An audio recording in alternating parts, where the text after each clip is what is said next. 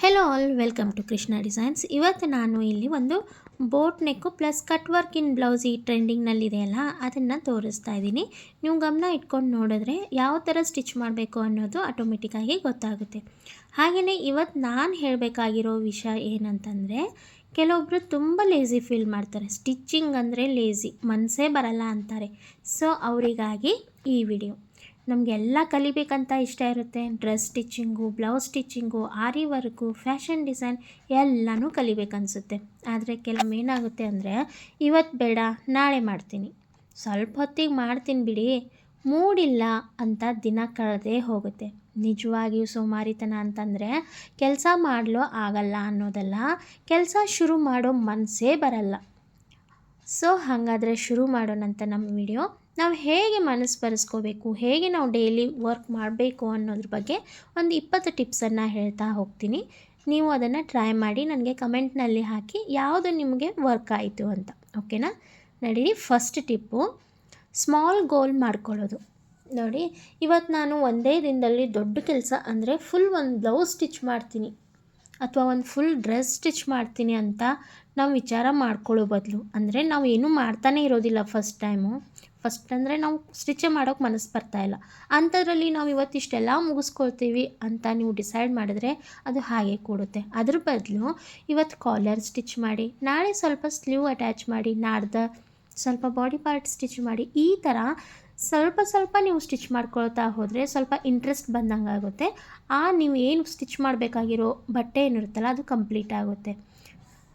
Okay, ಹೇಗೆ ಅನಿಸುತ್ತೆ ನೋಡಿ, ಟ್ರೈ ಮಾಡಿ ಹೇಳಿ. ಏನೂ ಮಾಡಿಲ್ಲ ಅನ್ನೋಕ್ಕಿಂತಲೂ ಡೈಲಿ ಸ್ವಲ್ಪ ಸ್ಟಿಚ್ ಮಾಡಿದ್ರೆ ಏನೋ ವರ್ಕ್ ಆಗುತ್ತೆ ಅನ್ನೋದು ನನ್ನ ಇಚ್ಛೆ. ಈಗ ಸೆಕೆಂಡ್ ಪಾಯಿಂಟ್ ಹೇಳ್ತೀನಿ ಕೇಳಿ. ಫಿಕ್ಸ್ಡ್ ಟೈಮ್ ಇಟ್ಕೋಬೇಕು.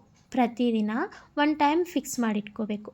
ಮಾರ್ನಿಂಗ್ 10ರಿಂದ 12 ಅಥವಾ ಸಂಜೆ 4ರಿಂದ 6, ಈ ಥರ ನಾವು ರೂಟೀನ್ ಮಾಡ್ಕೊಂಡು ಇಟ್ಕೊಂಡ್ವಿ ಅಂದರೆ ಆಟೋಮೆಟಿಕ್ಲಿ ನಮ್ಮ ಮೈಂಡು ರೆಡಿ ಆಗುತ್ತೆ.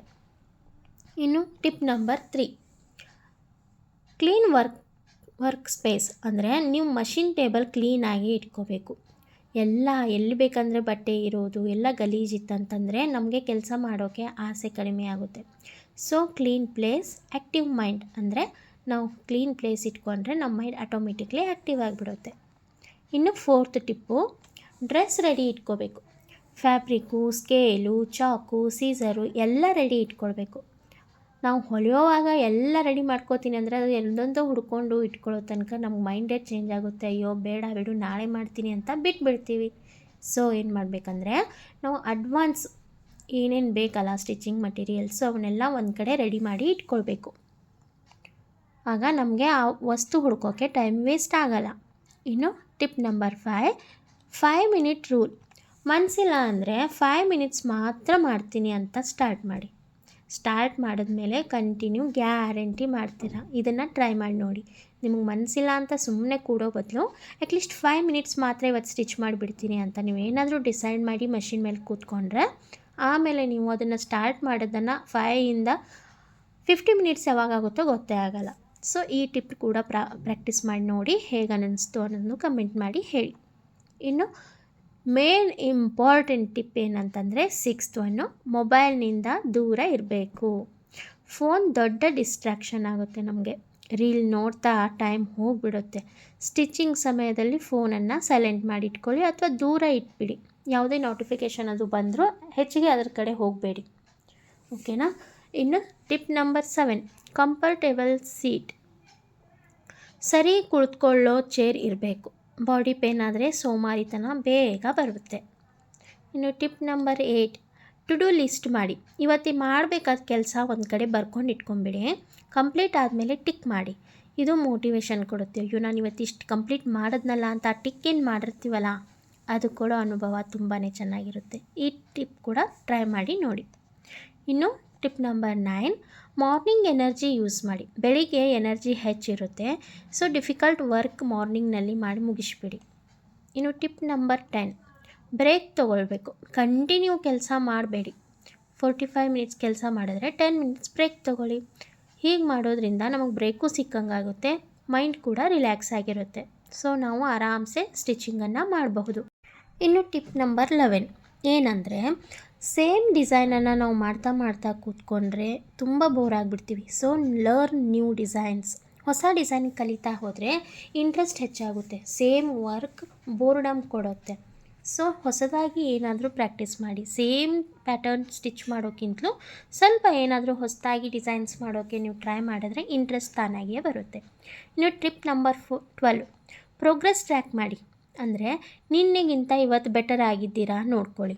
ನಿನ್ನೆ ಏನು ಮಾಡಿರ್ತಿರಲ್ಲ ಅದಕ್ಕಿಂತ ನಾವು ಇವತ್ತು ಹೆಚ್ಚಿಗೆ ಮಾಡೋದು ಅಥವಾ ಕಡಿಮೆ ಮಾಡೋದು, ಏನು ಮಿಸ್ಟೇಕ್ ಮಾಡಿದ್ವಿ, ಇದನ್ನೆಲ್ಲ ಸ್ವಲ್ಪ ನೋಡ್ಕೊಳ್ತಾ ಪ್ರೋಗ್ರೆಸ್ ಚೆಕ್ ಮಾಡ್ಕೊತಾ ಇರಬೇಕು. ಸ್ಮಾಲ್ ಇಂಪ್ರೂವ್ಮೆಂಟ್ ಕೂಡ ಸೆಲೆಬ್ರೇಟ್ ಮಾಡ್ಕೊಳ್ತಾ ಹೋಗಬೇಕು. ಇನ್ನು tip number 13, positive self talk. ಇದು ಫುಲ್ ಇಂಪಾರ್ಟೆಂಟ್. ನನಗಾಗಲ್ಲ ಬಿಡು ಅಂತ ಹೇಳ್ಕೊಳ್ಳೇಬಾರ್ದು. ನಾನು ಕಲಿತಾ ಇದ್ದೀನಿ, ನಾನು ಮಾಡೇ ಮಾಡ್ತೀನಿ ಅಂತ ಹೇಳ್ಕೊಳ್ತಾ ನಿಮ್ಮನ್ನು ನೀವೇ ಮೋಟಿವೇಟ್ ಮಾಡ್ಕೋಬೇಕು. ನಾನೀಗ ಈ ವಿಡಿಯೋದಲ್ಲಿ ಹೇಳ್ತೀನಿ ಅಂತ ನೀವು ಭಾಳ ಆದರೆ ಒಂದು 5 ನಿಮಿಷ ಮೋಟಿವೇಟ್ ಆಗಿರ್ತೀರಿ. ಬಟ್ ನಿಮಗೆ ನೀವು ಮೋಟಿವೇಟ್ ಮಾಡ್ಕೊಳ್ಳೋದಿರುತ್ತಲ್ಲ, ಅದು ತುಂಬ ಇಂಪಾರ್ಟೆಂಟ್ ಆಗಿರುತ್ತೆ. ಸೊ ನಾನು ಕಲಿತಾ ಇದ್ದೀನಿ ಅಂತ ನಿಮ್ಮನ್ನು ನೀವೇ ಹೇಳ್ತಾ ಹೋಗಿ. ಇನ್ನು tip number 14, good food and water. ನೀವು ಕೆಲಸ ಮಾಡಬೇಕು ಅಂತ ಹಸಿವು ಅಥವಾ ನೀರಡಿಕೆ ಆದರೂ ಕೂಡ ನೀರು ಕುಡಿದೇ ಕೆಲಸ ಮಾಡಿದ್ರೆ ಅದು ವರ್ಕ್ ಆಗೋಲ್ಲ. ಸೊ ನಾವು ನಮ್ಮ ಹೆಲ್ತನ್ನು ಕೂಡ ಕಾಪಾಡ್ಕೊಳ್ಬೇಕಾಗುತ್ತೆ.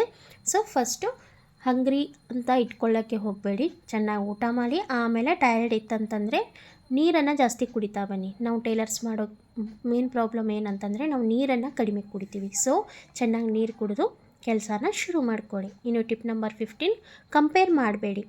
ಬೇರೆಯವ್ರ ಜೊತೆ ಕಂಪೇರ್ ಮಾಡಿದ್ರೆ ಸ್ಟ್ರೆಸ್ ಬರುತ್ತೆ. ಸೊ ನಿಮ್ಮ ಗ್ರೋತ್ ಮೇಲೆ ನೀವು ಫೋಕಸ್ ಮಾಡಿ. ಟಿಪ್ ನಂಬರ್ 16, ಮ್ಯೂಸಿಕ್ ಕೇಳಿ. ಲೈಟ್ ಮ್ಯೂಸಿಕ್ ಕೇಳ್ತಾ ಸ್ಟಿಚಿಂಗ್ ಮಾಡಿದ್ರೆ ಫ್ರೆಶ್ ಫೀಲ್ ಆಗುತ್ತಂತೆ. ಸೊ ಇದನ್ನು ಟ್ರೈ ಮಾಡಿ. ಇನ್ನು ಟಿಪ್ ನಂಬರ್ 17, ರಿವಾರ್ಡ್ ಕೊಡಿ. ವರ್ಕ್ ಕಂಪ್ಲೀಟ್ ಆದಮೇಲೆ ನಿಮಗೆ ಇಷ್ಟ ಆದ ಟೀ ಅಥವಾ ಸ್ನ್ಯಾಕನ್ನು ತೊಗೊಳ್ಕೊಳ್ಳಿ. ಓಕೆ. ಇನ್ನು ಟಿಪ್ ನಂಬರ್ 18, ರೀಸನ್ ನೆನಪಿಡಿ. ನೀವು ಯಾಕೆ ಸ್ಟಿಚಿಂಗ್ ಕಲ್ತಿದ್ದೀರಿ?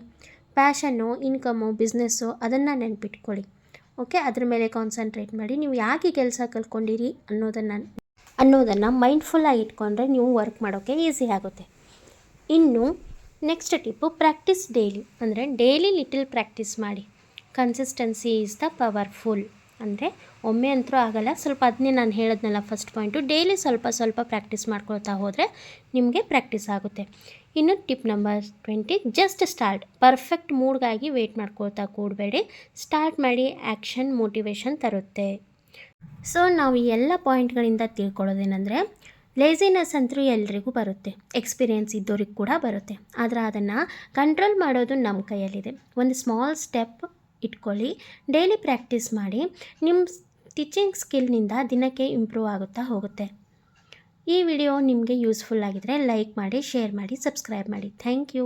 ಹಾಗೆಯೇ ನಮ್ಮ ಆನ್ಲೈನ್ ಬ್ಲೌಸ್ ಕೋರ್ಸ್ ಜಾಯ್ನ್ ಆಗಲು ಈ ನಂಬರ್ಗೆ ಕಾಂಟ್ಯಾಕ್ಟ್ ಮಾಡಿ. ಬರ್ತೀನಿ ಮುಂದಿನ ವಿಡಿಯೋದಲ್ಲಿ. ಬಾಯ್.